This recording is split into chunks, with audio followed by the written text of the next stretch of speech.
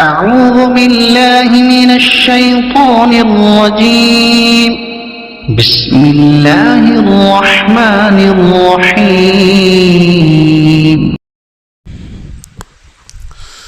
الحمد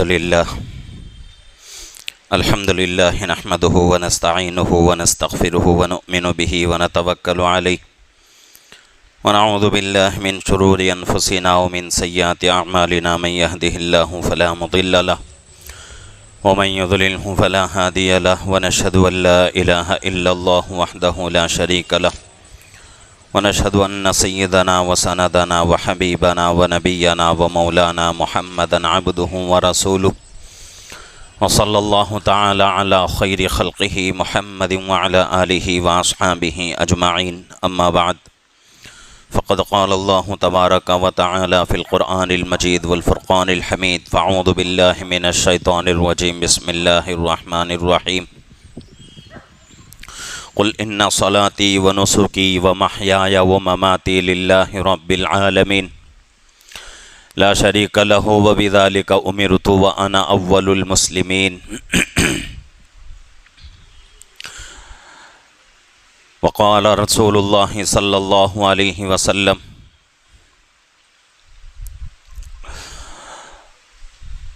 الدنيا جيفة وطالبها كلاب أو كما قال رسول الله صلى الله عليه وسلم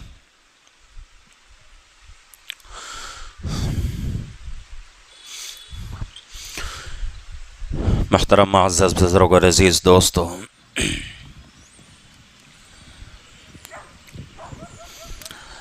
ذی الحجہ کا مہینہ شروع ہو چکا ہے اور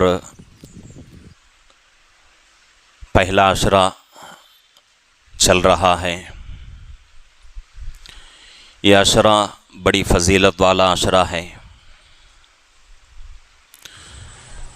جیسا کہ گزشتہ جمعہ میں ذی الحجہ کی پہلے عشرے کی فضیلت بیان ہوئی ہے،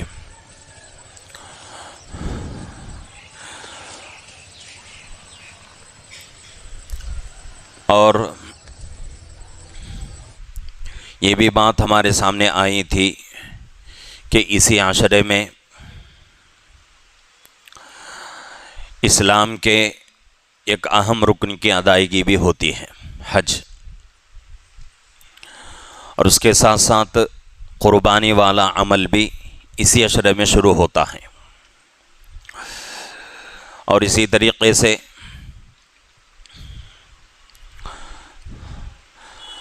ایام تشریق بھی اسی عشرے میں شروع ہوتے ہیں۔ تو یہ عشرہ جو ہے بڑی فضیلت والا، بڑی برکت و رحمتوں والا عشرہ ہے۔ اس عشرے کی بڑی قدر کرنے کی ضرورت ہے۔ جتنا ہم رمضان کے مبارک مہینے کی قدر کرتے ہیں، اتنا ہی قدر اس عشرے کی بھی کرنا چاہیے، اس لیے کہ اللہ رب العزت نے سال کے 12 مہینے بنائے ہیں، ان میں سے رمضان کا مبارک مہینہ بڑی برکت و رحمتوں والا بنایا ہے۔ رمضان کے بعد اگر کوئی مہینہ فضیلت والا ہے، کوئی مہینہ برتری بزرگی والا ہے، تو وہ ذی الحجہ کا مہینہ ہے، اور ذی الحجہ کے پورے مہینے میں بھی پہلا عشرہ بڑی ہی فضیلتوں سے بھرا ہوا ہے۔ اب چونکہ پہلا عشرہ چل رہا ہے، اس عشرے کی جتنے ہم رمضان کی قدر کرتے ہیں، اتنا ہی اس عشرے کی بھی قدر کریں۔ اور ہمارے سامنے قربانی والا عمل آنے والا ہے، اور اسی طریقے سے ایام تشریق بھی شروع ہونے والے ہیں۔ 9 ذی الحجہ سے لے کر 9 ذی الحجہ کی صبح کی نماز سے لے کر 13 ذی الحجہ کی عصر کی نماز تک ایام تشریق ہوں گے، یعنی کہ اس سال کے حساب سے بدھ پہلا دن ہوگا، یعنی چہارشنبہ، جمعرات، جمعہ، ہفتہ، اتوار، یہ جو ہے ایام تشریق ہوں گے۔ ان دنوں میں ہر مسلمان، چاہے مرد ہو چاہے عورت ہو، ہر فرض نماز کے بعد اونچی آواز سے ایک مرتبہ تکبیر تشریق کہنا واجب ہے۔ مرد حضرات تو مسجدوں میں جماعت کے ساتھ نماز پڑھیں گے، اور مرد کے لیے نہ ہی جو ہے جس طریقے سے عورت کی آواز کے لیے پردے کی ضرورت ہوتی ہے، اس طریقے سے مرد کی آواز کے لیے پردے کی ضرورت نہیں ہے۔ تو مرد کیا کرے گا؟ زور سے ہر فرض نماز کے بعد ایک مرتبہ تکبیر تشریق پڑھے گا۔ عورتیں اپنے گھروں میں، جیسا کہ گزشتہ جمعہ میں مسئلہ آ چکا تھا کہ عورتیں اپنے گھروں میں نماز پڑھیں گی، لیکن زور سے تکبیر تشریق نہیں پڑھیں گی، اتنا زور سے صرف پڑھ سکتی ہیں کہ اپنی آواز اپنے کانوں تک پہنچے، یا پھر جو ہے جس کمرے میں نماز پڑھ رہے ہیں تو وہ آواز ان کی اسی کمرے کے اندر تک محدود رہے۔ اتنی آواز میں عورت تکبیر تشریق پڑھ سکتی ہیں۔ اب تکبیر تشریق کیا ہے؟ اللہ اکبر، اللہ اکبر، لا الہ الا اللہ، واللہ اکبر وللہ الحمد۔ اور کتابوں میں لکھا ہوا ہے کہ ذی الحجہ کا پہلا عشرہ جب شروع ہو، پورا عشرہ مکمل ہونے تک تکبیر تشریق کا ورد کرتے رہیں، اٹھتے بیٹھتے، کھاتے پیتے، چلتے پھرتے، اپنا کام کاج کرتے ہوئے تکبیر تشریق اہتمام کے ساتھ پڑھتے رہنا چاہیے۔ پڑھنے کا نہیں بلکہ ورد کرنے کا حکم دیا گیا ہے۔ تو جہاں تک ہو سکے تکبیر تشریق ان دنوں میں زیادہ سے زیادہ پڑھنے کی کوشش کریں۔ اب اس کے بعد نمبر آتا ہے قربانی والے عمل کا۔ قربانی جو ہے حضرت ابراہیم علیہ السلام اور حضرت اسماعیل علیہ السلام کی یادگار ہے۔ ان کا واقعہ گزشتہ جمعہ میں آ چکا ہے کہ اللہ رب العزت نے حضرت ابراہیم علیہ السلام کو ایک خواب دکھایا۔ اس خواب کے ذریعے سے حضرت ابراہیم علیہ السلام پہچان گئے کہ اللہ رب العزت یہ چاہتے ہیں کہ میں اپنے بچے کو اللہ کے راستے میں قربان کروں۔ تیار ہو گئے دونوں، باپ بھی تیار قربان کرنے کے لیے اور بیٹا بھی تیار قربان ہونے کے لیے۔ اب دونوں چلے، لیکن اللہ کو اور ہی منظور تھا۔ اللہ رب العزت نے حضرت اسماعیل علیہ السلام کی جگہ جنت سے ایک دمبا اتارا، حضرت اسماعیل علیہ السلام کی جگہ میں اس دمبے کو حضرت ابراہیم علیہ السلام نے ذبح کیا۔ اس کے بعد سے یہ عمل جو ہے چلتا ہوا آ رہا ہے۔ صحابہ نے اللہ کے نبی صلی اللہ علیہ وسلم سے پوچھا کہ اللہ کے نبی قربانی کیا ہے؟ تو اللہ کے نبی صلی اللہ علیہ وسلم نے ارشاد فرمایا، یہ قربانی ہمارے باپ حضرت ابراہیم علیہ السلام کی سنت ہے۔ صحابہ نے سوال کیا کہ اللہ کے نبی قربانی پر ہمیں کیا ملے گا؟ تو اللہ کے نبی صلی اللہ علیہ وسلم فرماتے ہیں کہ جو بھی جانور آدمی قربان کرتا ہے، یعنی کہ جو بھی جانور کا مطلب دل میں جو آیا وہ نہیں ہے، شریعت میں جس جانور کو قربان کرنے کا حکم دیا گیا ہے وہی جانور۔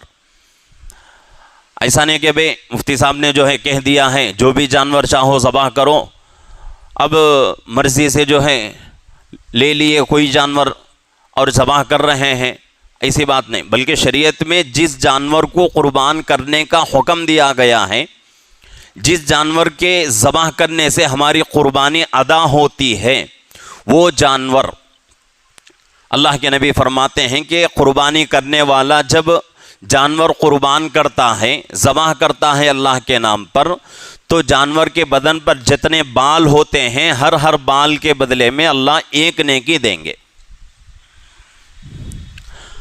اور بعض حدیثوں میں بات آتی ہے، محدثین فرماتے ہیں کہ یہ ضعیف حدیث ہے، کمزور حدیث ہے، لیکن محدثین کا ایک اصول ہے، ایک طریقہ یہ ہے کہ ضعیف حدیث کو بھی فضائل میں لے لیتے ہیں۔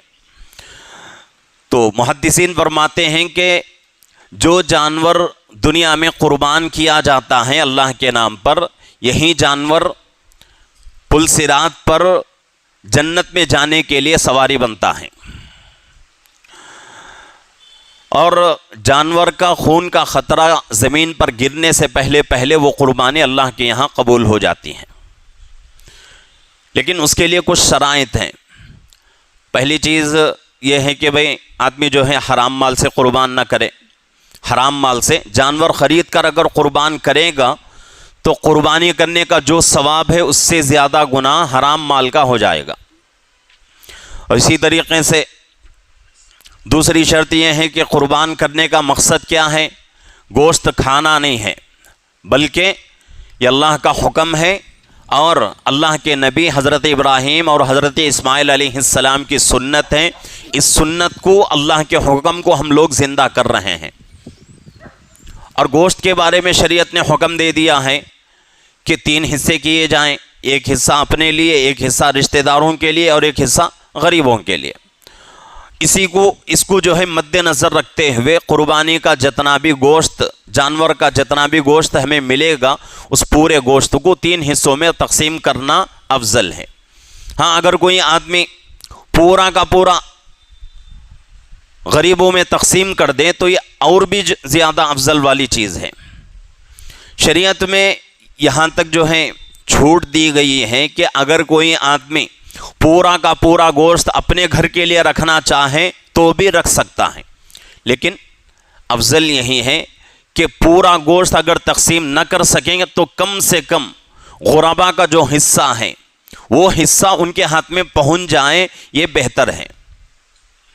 شریعت نے چھوٹ دی ہے، اور اس کو جو ہے ہم اپنے جو ہے مقاصد کے لیے یا پھر جو ہے اپنے جو ہے خواہشات پورے کرنے کے لیے اس چیز کو اپنے مفاد میں استعمال کریں تو یہ اچھی بات نہیں ہے۔ اور قربان ہونے والا جو جانور ہے، جو جانور ہم قربان کرتے ہیں، جانور جو ہیں 3 قسم کے ہوتے ہیں، ایک چھوٹا جانور، ایک درمیانہ اور ایک بڑا جانور۔ چھوٹا جانور بکرا، بکرے میں 4 قسم آ جاتے ہیں، چھیلا، چھیلی، پوٹلا اور مینڈی، 4 جانور آ جاتے ہیں۔ بہت سارے لوگوں کو اشکال رہتا ہے کہ بھئی چھیلا تو دے دیتے ہیں، پوٹلا ہم لوگ دے دیتے ہیں، مینڈی دے سکتے ہیں یا نہیں، یا پھر جو ہے چھیلی دے سکتے ہیں یا نہیں۔ تو شریعت کے اندر کسی بھی مسائل کی کتاب کے اندر اس کا جو ہے ثبوت نہیں ملتا کہ بھئی صرف مذکر مرد جانور کو ہی قربان کیا جائے، مؤنث عورت ذات جو ہوتی ہے جانوروں میں اس کو قربان نہ کیا جائے، ایسی کوئی بات نہیں ہے۔ ہاں، اتنا ضرور ہے کہ جو بھی جانور ہم قربان کریں گے وہ موٹا ہو، تازہ ہو، طاقت والا ہو، ایک دم دبلا پتلا اور کھڑے ہونے کی اس کے اندر طاقت نہیں، تو اس طریقے کا جانور ہم قربان نہیں کریں گے۔ کیوں؟ اس لیے قربان نہیں کریں گے کہ یہ اللہ کا حکم ہے، اللہ کے نام پہ ہم لوگ قربانی کر رہے ہیں۔ جب اللہ ہم سے مطالبہ کر رہے ہیں تو ہم اللہ کے مطالبے کو کیسا پورا کریں گے؟ ردی چیزوں سے نہیں، گھٹیا چیزوں سے نہیں، بلکہ اچھی چیزوں کو اللہ کے نام پر دے کر اللہ کا حکم پورا کریں گے۔ تو یہ ضروری ہے۔ اور عمر کتنی ہونی چاہیے؟ چھوٹا جانور جو ہے بکرے میں جو 4 قسم کے آتے ہیں جانور، ان 4 قسم کی جو جانور ہوتے ہیں ان کی عمر مکمل 1 سال ضروری ہے۔ 1 سال مکمل ہو کے دوسرا سال اس کا شروع ہو چکا ہو۔ لیکن اس کے اندر فقہاء اکرام جو ہیں، مینڈا جو ہوتا ہے جس کو ہم اپنی زبان میں پوٹلا کہتے ہیں، اس کے بارے میں یہ گنجائش دی ہے کہ مینڈا اگر موٹا تازہ ہو اور اس کی عمر 6 مہینے، 7 مہینے، 8 مہینے ہو، یعنی کہ 6 مہینے سے زیادہ 1 سال کے اندر اندر اس کی عمر ہو، لیکن دیکھنے میں 1 سال کا مکمل لگتا ہو، تو ایسا جانور بھی ہم قربان کر سکتے ہیں۔ یہ جو ہے چھوٹا جانور ہے، اس کی عمر 1 سال مکمل ہونا ضروری ہے۔ اگر ہم یہ سوچیں گے بھئی 6 مہینے کا بھی چل جائے گا اور موٹا تازہ ہو تو بہتر ہے، اس میں جو ہے شریعت نے گنجائش دی ہے، تو اس میں کوئی جو ہے مذائقہ نہیں ہے اور کوئی جو ہے شک نہیں ہے کہ بھئی قربانی ہماری ادا ہو جائے گی۔ لیکن کوشش یہ کریں کہ 1 سال کی عمر ہونا ضروری ہے قربانی کے لیے۔ تو ایک ایسا جانور ہم خریدیں، جو لوگ بکرا لے رہے ہیں وہ یہ سوچیں اور یہ دیکھیں، جس سے بکرا ہم خرید رہے ہیں اس سے پوچھیں کہ اس کی عمر کتنی ہے، پوچھ کر تحقیق کر کے لیں۔ بعض لوگ جو ہیں، ایک 2 سال پہلے کا واقعہ ہے کہ ایک گھر میں گیا تھا قربانی کے لیے، ذبح کرنے کے لیے، ایک دم جو ہے چھوٹا جانور، اور شاید کہ وہ ابھی دودھ چھوڑ کر 1-2 مہینے ہوا ہوگا، اتنا چھوٹا جانور لا کر اللہ کے لیے قربانی کر رہے ہیں۔ تو اس طرح کے جانور اگر قربانی میں دیں گے تو ہماری قربانی ادا نہیں ہوتی۔ تو چھوٹے جانور کی 1 سال عمر مکمل ہونا ضروری ہے۔ اور اس کے بعد دوسرا جانور گائے، اسی طریقے سے بیل، اور اسی طریقے سے بھینس، اور اسی طریقے سے کٹرا، جس کو ہم جو ہے اپنی زبان میں کھلگا کہتے ہیں۔ تو یہ 4 جانور ہیں، تو ان کی عمریں 2 سال مکمل ہونا ضروری ہے۔ 2 سال مکمل ہو کر تیسرے سال میں قدم رکھ لیا ہو، ایسا جانور ہم خریدیں گے۔ ایسا نہیں کہ بھئی 18 مہینے کا جانور، یا پھر جو ہے 20 مہینے کا جانور، 21 مہینے کا جانور خرید لیے۔ یہاں تک بتایا گیا ہے کہ 2 سال مکمل ہونے میں 1 دن بھی باقی ہو تو اس جانور کی بھی قربانی ادا نہیں ہوتی۔ 1 دن بھی باقی ہو تو اس کی قربانی ادا نہیں ہوتی۔ تو اس لیے یہاں بھی یہی مسئلہ آتا ہے کہ بڑا جانور ہم خریدنے جا رہے ہیں، گائے ہو، بیل ہو، بھینس ہو، کھلگا ہو، کوئی بھی جانور، تو جس سے ہم خرید رہے ہیں اس سے تحقیق کریں کہ بھئی اس کی عمر کتنی ہے۔ اگر وہ پوری تحقیق کے ساتھ، پورے جو ہے مضبوطی کے ساتھ یہ کہہ دے کہ اس کی عمر 2 سال مکمل ہو چکی ہے، تو اس وقت ہم جو ہے خرید کر اس کو قربانی میں ذبح کر سکتے ہیں۔ تو یہ جانور جو ہے دوسرے قسم کا جانور ہوتا ہے، اس کے لیے 2 سال عمر مکمل ہونا ضروری ہے۔ اور تیسرا جانور ایک دم بڑا جانور جو کہ اونٹ ہے، اونٹ اور اونٹنی دونوں بھی، مرد بھی اور عورت بھی، تو ان دونوں میں عمر جو ہے 5 سال کا ہونا ضروری ہے۔ 5 سال کے کم کا جانور قربانی میں نہیں چلے گا، اونٹ اور اونٹنی۔ تو یہ جو ہے قربانی کے جانور کی عمریں ہیں۔ بکرا ہو تو 1 سال، گائے، بیل، بھینس، کھلگا ہو تو 2 سال، اور اسی طریقے سے اونٹ، اونٹنی ہو تو 5 سال مکمل ہو۔ قربان کر لیے، قربانی دے دیے، ذبح ہو گیا جانور۔ ذبح ہونے کے بعد ابھی میں نے کہا کہ گوشت کو 3 حصوں میں تقسیم کرنا ہے، ایک حصہ اپنے گھر کا، اور ایک حصہ اپنے رشتہ داروں کا، دوست و احباب کا، اور ایک حصہ غریبوں کا، غربا کا۔ اور اس میں بہت ہی اہتمام سے عمل کرنے کی ضرورت ہے۔ بعض لوگوں کے گھروں میں قربانی کا گوشت جو ہے 2-2 مہینے، 3-3 مہینے، 4-4 مہینے رہتا ہے، اور وہ لوگ یہ سمجھتے ہیں کہ بھئی پیسہ ہمارا لگا ہے، ہم کیوں دوسروں کو دیں۔ جہاں اللہ کا حکم آ گیا وہاں اپنی عقل کام نہیں چلتی، اپنی عقل کے گھوڑے دوڑانے کی شریعت میں اجازت نہیں ہے۔ جس چیز میں اللہ نے جہاں تک ہمیں چھوٹ دی ہے وہاں تک ہی ہم استعمال کر سکتے ہیں۔ اگر اللہ نے یہ حکم لگا دیتے کہ بھئی قربان کرو جانور، اور پورا کا پورا گوشت جو ہے تم کیا کرو، غریبوں میں تقسیم کر دو، اس کی 1 بوٹی بھی تمہارے لیے جائز نہیں ہے، تو اس وقت ہم کیا کر سکتے تھے؟ کچھ بھی نہیں کر سکتے، ہمارے ہاتھ میں کچھ ہے ہی نہیں۔ لیکن اللہ نے ہمارے لیے چھوٹ دی ہے، اس کا مطلب یہ نہیں کہ بھئی اس چھوٹ کو جو ہے غلط طریقے سے استعمال کر کے، اپنے مفاد میں استعمال کر کے کیا کر لیں، پورا گوشت اپنے لیے رکھ لیں، یہ اچھی بات نہیں ہے۔ اب اسی طریقے سے اور ایک مسئلہ، اہم اور ضروری مسئلہ ہے، بہت سارے لوگ جو ہیں یہاں دھوکہ کھا جاتے ہیں۔ قربانی کس کے اوپر واجب ہے؟ اب چونکہ درمیان سال میں رمضان کا موقع آتا ہے، رمضان میں جو ہے زکوٰۃ کے مسائل سنتے ہیں، رمضان سے پہلے بھی کبھی کبھی جو ہے زکوٰۃ کے مسائل سننے کو موقع ملتا ہے، تو زکوٰۃ کے مسائل میں ایک مسئلہ آتا ہے کہ بھئی ہر صاحب نصاب کے اوپر زکوٰۃ واجب ہے۔ صاحب نصاب کس کو کہتے ہیں؟ 50 پر اڑی تولے چاندی، یعنی کہ 52.5 تولہ چاندی اگر کسی کے پاس ہے، یا اتنا پیسہ اس چاندی کو خریدنے کا پیسہ کسی کے پاس ہے، اور اس کے اوپر سال گزر جائے تو اس کے اوپر قربانی واجب ہوتی ہے، ضروریات اصلیہ سے زائد ہوں۔ اب اسی مسئلے کو بعض لوگ جو ہے قربانی پر فٹ کرتے ہیں، حالانکہ قربانی کا مسئلہ الگ ہے۔ قربانی کے لیے 1 سال کا گزرنا ضروری نہیں۔ اگر کسی کے پاس قربانی کے دنوں میں پہلے دن پیسہ نہیں تھا، پہلے دن اس کے اوپر قربانی واجب نہیں تھی، لیکن دوسرے دن اس کے پاس پیسہ آیا، کتنا پیسہ آیا؟ اتنا پیسہ اس کے پاس آیا، اس پیسے سے آدمی چاندی کی جو مقدار بتا دی گئی ہے شریعت میں، یعنی کہ 52.5 تولہ چاندی، 50 پر اڑی تولے چاندی خریدنے کا پیسہ اس کے پاس آ گیا، تو جس سیکنڈ میں آیا اسی سیکنڈ اس کے اوپر قربانی واجب ہو جاتی ہے، دوسرا سیکنڈ بھی نہیں، اسی سیکنڈ میں اسی لمحے میں اس کے اوپر قربانی واجب ہو جاتی ہے۔ یہاں جو ہے سال کا گزرنا ضروری نہیں، اس مسئلے کو اپنے ذہن میں رکھیں۔ اور ایک دوسرا مسئلہ جس میں بعض لوگ جو ہیں بڑی غلطی کرتے ہیں، کیا کرتے ہیں کہ صرف گھر کے بڑے کے طرف سے قربانی دے دیے اور سمجھتے ہیں کہ بھئی قربانی پورے گھر کے طرف سے ادا ہو گئی، یہ بھی غلط ہے۔ جس کے اوپر قربانی واجب رہتی ہے، ہر فرد کی طرف سے قربانی دینا واجب۔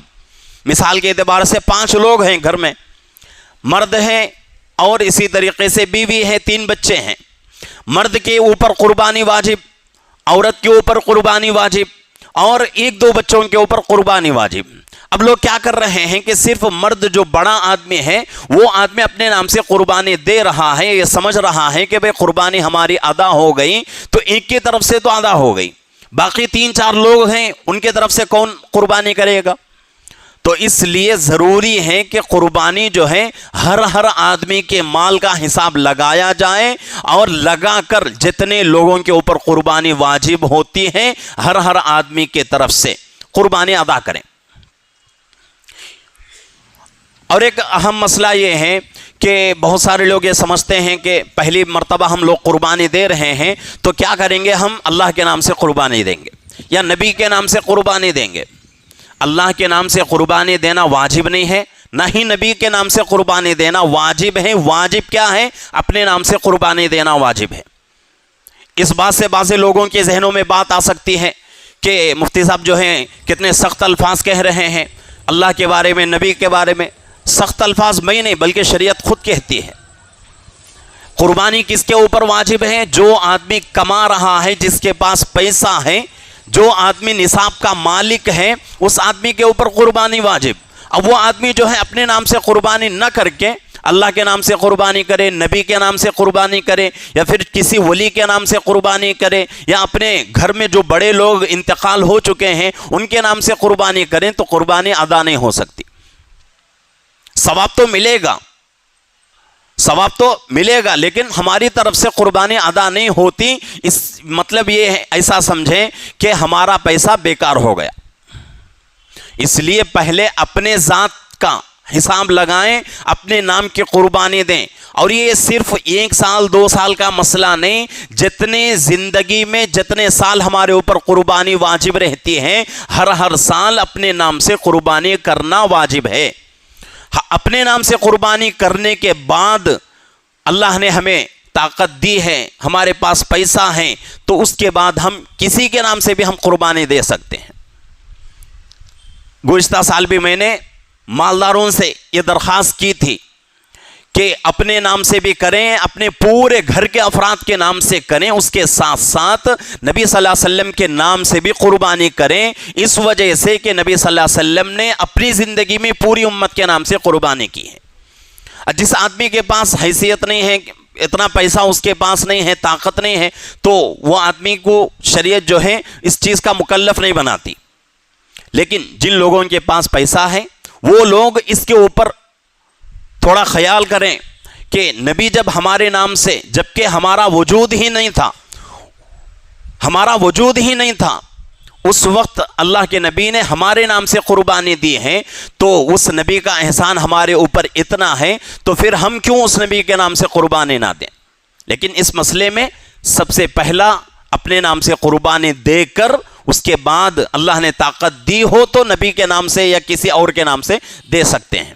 ایسا نہیں کہ نبی کے نام سے قربان کریں، نبی کا احسان ہمارے اوپر بہت زیادہ ہے، اپنے آپ کو جو ہے بھول گیا اور نبی کے نام کے اوپر جو ہے ہر سال قربانی کر رہا ہے، تو یہ عقل مندی والی بات نہیں ہے۔ ہمارے اوپر قربانی واجب ہے، پہلے ہم اپنے نام سے دیں گے، اس کے بعد اللہ نے طاقت دی ہے تو دوسروں کی طرف سے اور نبی صلی اللہ علیہ وسلم کے نام سے بھی قربانی دیں گے۔ اور اسی طریقے سے چھوٹا جانور، چاہے آپ 10,000 رکھیں اس کی قیمت، 20,000 رکھیں، 50,000 رکھیں، لاکھ رکھیں، 10 لاکھ رکھیں، چھوٹے جانور میں صرف ایک ہی حصہ ہوتا ہے۔ 10 لاکھ رکھ کر کوئی آدمی جو ہے خرید رہا ہے بکرا، جیسا کہ سوشل میڈیا پر بہت سارے ویڈیوز ایسے وائرل ہو رہے ہیں۔ قربانی اللہ کو دکھانے والا عمل ہے، لوگوں کو دکھانے کے لیے قربانی نہیں کرنا چاہیے۔ اگر لوگوں کو دکھانے کے لیے قربانی کریں گے اور بکرا لا کر پورے شہر پہ گھماتے رہیں گے، دکھاتے رہیں گے، تو اس قربانی پر اللہ کی طرف سے ہمیں ایک نیکی بھی نہیں ملے گی، قربانی اللہ کے ہاں قبول نہیں ہوگی۔ تو اس لیے ضروری ہے قربانی میں چاہے تھوڑا کم قیمت کا جانور دیں لیکن اللہ کو راضی کرنے کے لیے دیں۔ لوگوں کو خوش کرنے کے لیے لاکھوں روپے جانور پر ڈال دیں تو ان لاکھوں روپے سے ایک نیکی بھی نہیں ملنے والی۔ تو جتنی بھی قیمت کا ہم خریدیں بکرا، چھوٹا جانور، اس میں صرف ایک ہی حصہ رہتا ہے، لیکن اس کے بعد کے جو دوسرا جانور ہے اور تیسرا جانور ہے، یعنی کہ گائے، بیل، بھینس، کھلگا اور اسی طریقے سے اونٹ نے، ان جانوروں میں ایک جانور میں 7 حصے ہو سکتے ہیں اور 7 آدمی مل کر ایک جانور میں اپنا حصہ لگا کر 7 لوگ جو ہے اپنے نام سے قربانی کر سکتے ہیں۔ اور ایک اہم مسئلہ بہت سارے لوگ جو ہے پوچھتے رہتے ہیں کہ قربانی کے جانور میں ہم جو ہے عقیقے کا حصہ لے سکتے ہیں یا نہیں۔ اس میں کوئی شک نہیں ہے، عقیقے کے جو مسائل ہیں وہی مسائل قربانی کے ہیں۔ تو قربانی کے جانور میں اگر کوئی آدمی اپنے بچوں کا عقیقہ کرنا چاہے اور عقیقے کی نیت سے 1-2 حصے لینا چاہے تو بھی لے سکتا ہے۔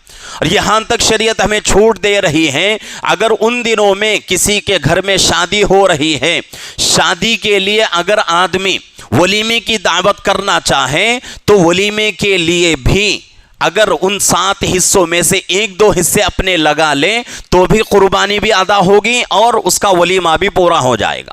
ولیمے کے لیے صرف نکاح کی دعوت نہیں، نکاح کی دعوت کا وجود ہی نہیں ہے شریعت میں، ولیمے کا حکم دیا گیا ہے۔ تو یہاں تک جو ہے شریعت ہمیں چھوٹ دے رہی ہے۔ تو اس لیے جو حضرات جن کو اللہ نے مال دیا ہے وہ حضرات کیا کریں، بڑا جانور اپنے پورا ایک جانور خریدیں، خرید کر جتنے افراد گھر میں ہیں پورے لوگوں کی طرف سے قربانی کرنے کی کوشش کریں، اس سے انشاءاللہ اللہ بہت خوش ہوں گے۔ اور حدیث پاک میں بات آتی ہے کہ قربانی کے دنوں میں اللہ کو قربانی سے بڑھ کر کوئی عمل پسندیدہ نہیں۔ اور ایک حدیث میں یہاں تک اللہ کے نبی صلی اللہ علیہ وسلم فرماتے ہیں وہ آدمی جس کے اوپر قربانی واجب ہو قربانی نہ کرے، وہ آدمی ہماری عیدگاہ کے قریب نہ آئے۔ تو ان تمام باتوں کو اپنے ذہن میں رکھتے ہوئے اگر اپنے اوپر قربانی واجب ہے تو فوراً جو ہے، ابھی ہمارے پاس وقت ہے، آئندہ جو ہے جمعرات جو آ رہا ہے ہمارے سامنے، جمعرات کو عید ہوگی، تو اس سے پہلے جو ہے قربانی کی تیاری کر لیں اور جانور وغیرہ خرید کر رکھ لیں۔ اگر نہیں خرید سکتے، بڑے جانور میں حصہ لینا چاہیں تو اس کے لیے بھی تیاری کر کے رکھ لیں تاکہ اس وقت جا کر ہم کو پریشانی کا سامنا نہ کرنا پڑے۔ تو اس سے پہلے اگر ہم قربانی کے لیے تیار رہیں تو اس میں جو ہے ایک حکمت یہ بھی ہے کہ پہلے جانور کیوں خریدنے کو کہا گیا، اس وجہ سے کہ اس کی محبت جب وہ اپنے نگاہوں کے سامنے رہے گا تو اس کی محبت ہمارے دل میں آئے گی۔ جب اس کو ذبح کریں گے ہم تو ہمارا دل گوارا نہیں کرے گا۔ اسی لیے ادب یہ بھی ہے، سنت یہ بھی ہے کہ قربانی میں جو بھی جانور ہم قربان کریں اس کو چند دن پہلے خرید کر اپنے گھر میں رکھیں، رکھ کر اس کو پالیں، پرورش کریں، کھلائیں پلائیں، اس کو اپنے بچے کی طرح دیکھیں اور اس کے بعد اس کو قربان کریں۔ اس سے دل جو ہے ہمارا گوارا نہیں کرے گا، پھر بھی ہم قربان کریں گے، تو یہ چیز اللہ کو بڑی پسندیدہ چیز ہے۔ تو اس لیے ضروری ہے، قربانی کے دن شروع ہونے جا رہے ہیں، تو جن جن لوگوں کے اوپر قربانی واجب ہے، ہر آدمی اپنے طرف سے، اپنے پورے گھر کے طرف سے قربانی کرنے کی کوشش کریں۔ اللہ رب العزت سے دعا ہے کہ اللہ رب العزت ہم تمام کو اس سال قربانی کے ایام آ رہے ہیں، تو ہر صاحب نصاب کو، وہ آدمی جس کے اوپر قربانی واجب ہے، ہر آدمی کو اللہ رب العزت قربانی کرنے کی توفیق عطا فرمائے، اور اس کے ساتھ ساتھ جو لوگ بھی قربانی کر رہے ہیں اس سال، تمام کے اللہ قربانیوں کو قبول فرمائے اور اس کا بہترین بدلہ دنیا میں بھی اور آخرت میں بھی عطا فرمائے۔ آمین۔ وآخر دعوانا الحمدللہ رب العالمین۔